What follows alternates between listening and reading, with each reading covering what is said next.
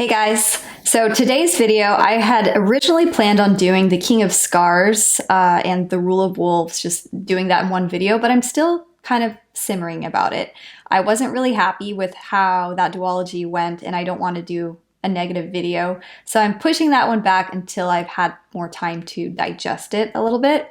I did recently finish Patrick Rothfuss's The Name of the Wind, which is book 1 in the Kingkiller Chronicle. I'm kicking myself for taking so long to read this. So I actually had a coworker a couple of years ago tell me this was his favorite adult fantasy series and that I should read it. And I just kept putting it off, and it was time to read it. And now I'm so surprised by how wonderful this book is. I took my time reading it.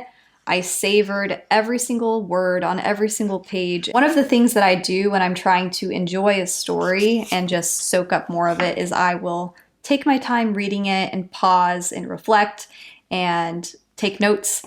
And I took pages and pages of notes. So I started here and I just kind of, all these things. Look at that. What the fuck? That was a terrible chapter. That one hit me. But just pages and pages of notes. There were like 93 chapters or something like that. But I just loved this story so much. It wasn't what I expected. So before I say anything else, I do want to point out that this video is going to be very spoilery. So if you have not read the book, you're going to want to duck out and not listen. I'm just going to speak openly about things that happened in no particular order. So consider yourself warned. You follow this main character, Kvothe, and this is essentially a coming-of-age story for him. When he is retelling his past, he's 11 years old, and he's in this traveling troupe with his parents and just this close-knit community of these performers and master storytellers that go town to town. And by the end of it, I think he's 15. He might be close to turning 16. It's a dark academia set book for a majority of it, and I love dark academia. Anytime you drop me into a school with magic and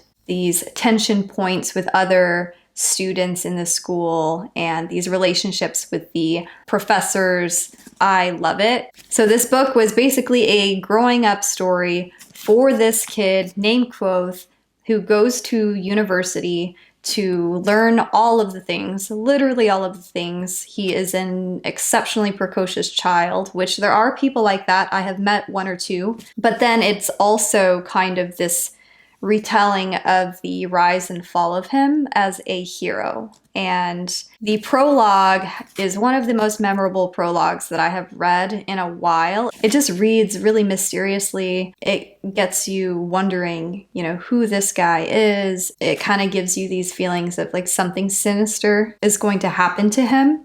And then the book ends with an epilogue that is basically a mirror of that prologue with some phrases tweaked for a different night. So we have the prologue and we're introduced to this character with red hair and dark eyes, and there's something very broody and melancholy almost about him. And so chapter 1 opens up. He is running this inn. It's called the Waystone Inn. He goes by the name of Kote, which is very close to his actual name, minus a couple letters. And he's just kind of going through the motions, and he seems like he's stuck in the past in a sense. And so after you read the entire book and you go back and look at those that opening prologue and the opening chapters, you can see how stuck in the past he is.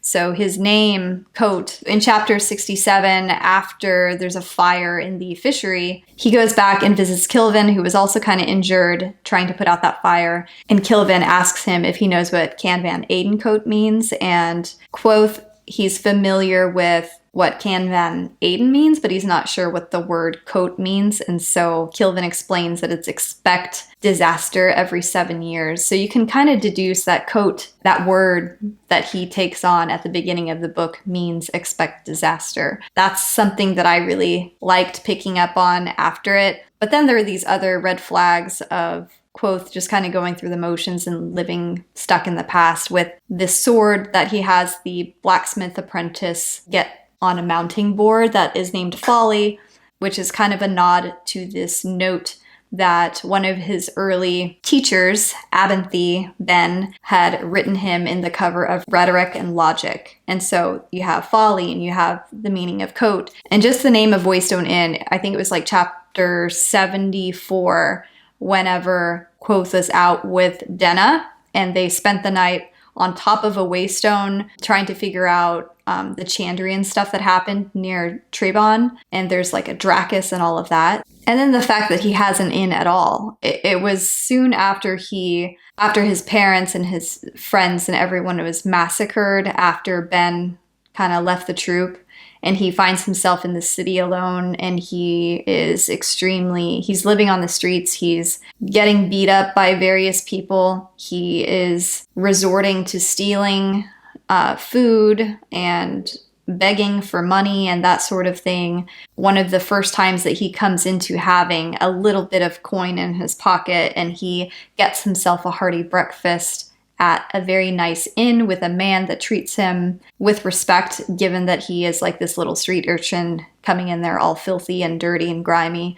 He says to the man at the end of that chapter that he would consider himself lucky if he was ever able to own an inn as lovely as the one he owns when he's an adult. You see all of these early experiences that he had with Denna, with this innkeeper, with Ben, with Kilvin, all of these positive, somewhat comforting experiences that he had with these different people, and how they influenced these little tiny details that we are introduced to in the prologue and opening chapters. And I love looking at that kind of stuff. But through reading this first book, you end up discovering that Kvothe's apprentice of sorts, Bast, is the one that has kind of initiated all of this stuff happening, with the Chronicler showing up and then the Chronicler staying to transcribe Kvothe's story of how he became, the Kingkiller, this myth, this legend that everyone knows him as. And Bast he cares a lot for Kvothe, and he is worried about him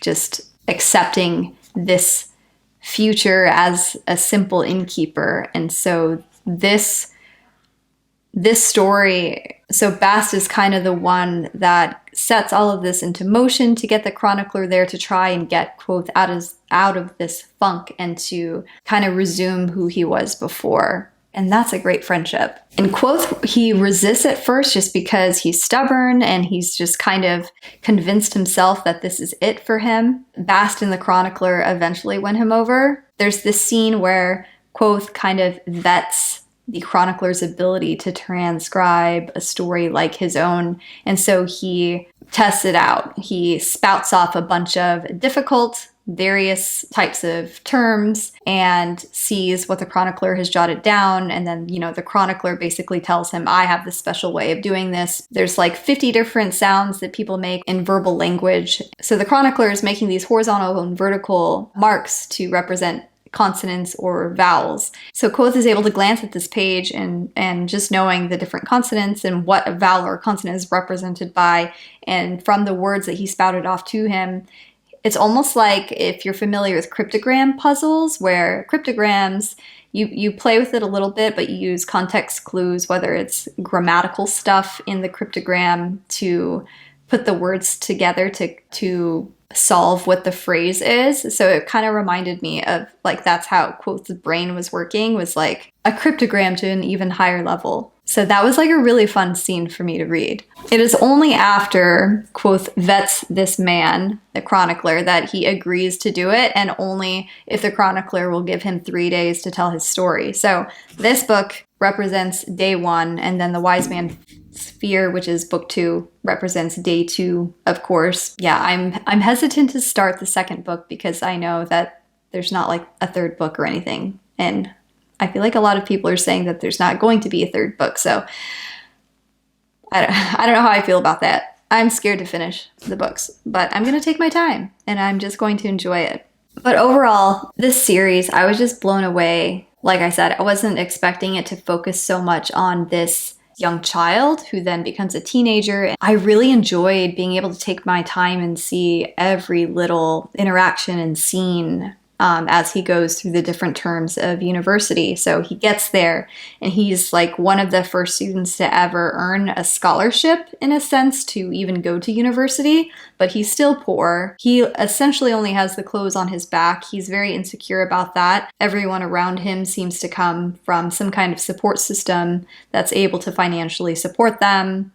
There were just so many scenes that were really emotional, powerful scenes when he is, getting in trouble and being accused of malfeasance and getting whipped publicly.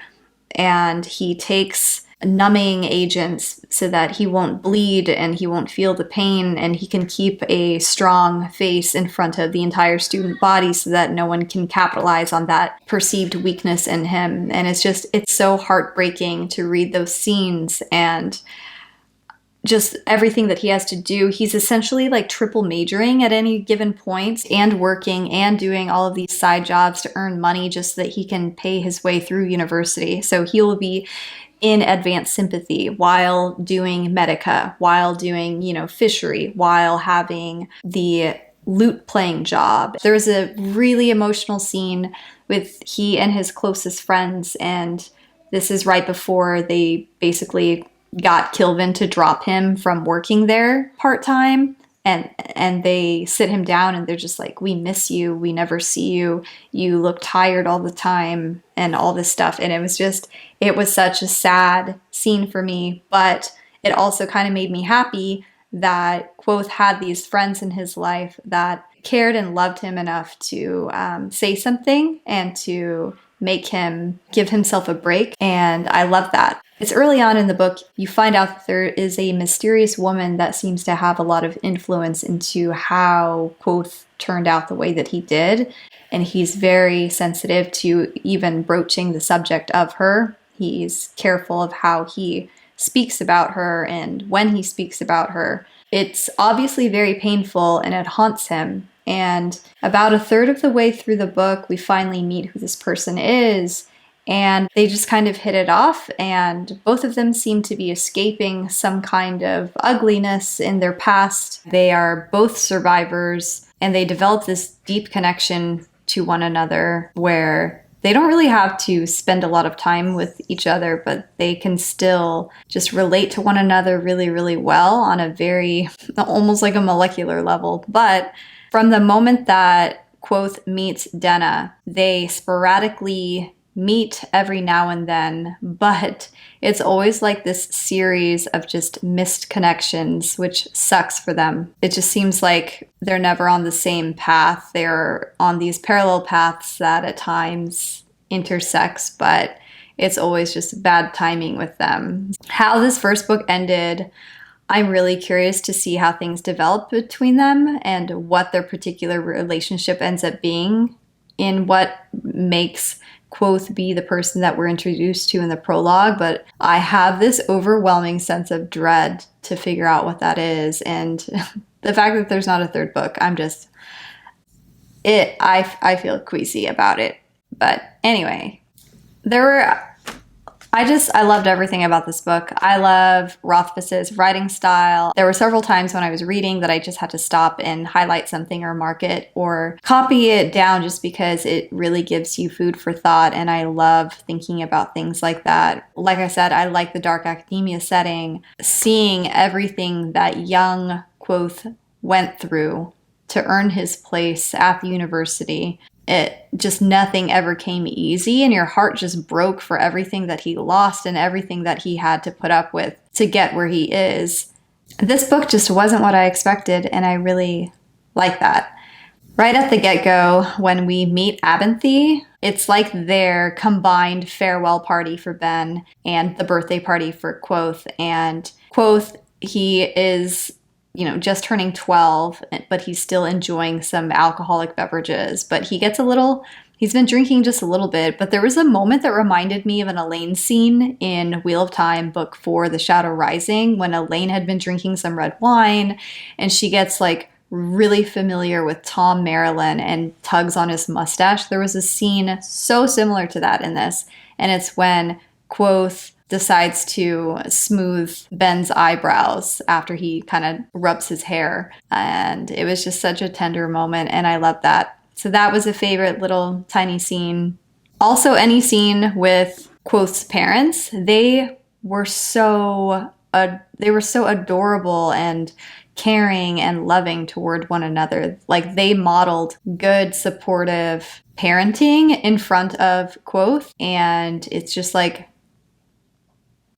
I loved it. So whenever we get to chapter 16, which is called Hope, and then it's the actual massacre of Kvothe's parents, that chapter absolutely killed me. I remember reading the scene where Kvothe is just kind of stumbling around looking at all of this destruction and, you know, his parents' fire, where they were just like enjoying each other's company less than an hour ago, and now everyone's dead.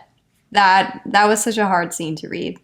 Another chapter I liked was after Kvothe arrives in the city and he's trying to get enough money to get admitted into the university. And so the nature of nobility, it's that chapter. And he assumes this role, you know, he puts on his rue performer act of this bratty nobleman. And he's just unabashedly walking down the street in a towel after bathing and just kind of fudging his way through this clothing shop owner to get new clothes to wear. And it's just, for him to be 12 years old and to be so ballsy and able to carry himself like that in order to get what he wants. I love those kinds of characters. They're just so interesting to me. Another cool scene was when Master Hem tries to humiliate Kvothe in front of the entire class by having Kvothe give lecture. And Kvothe ends up kind of handing it to him and scorching him, like getting him burnt a little bit.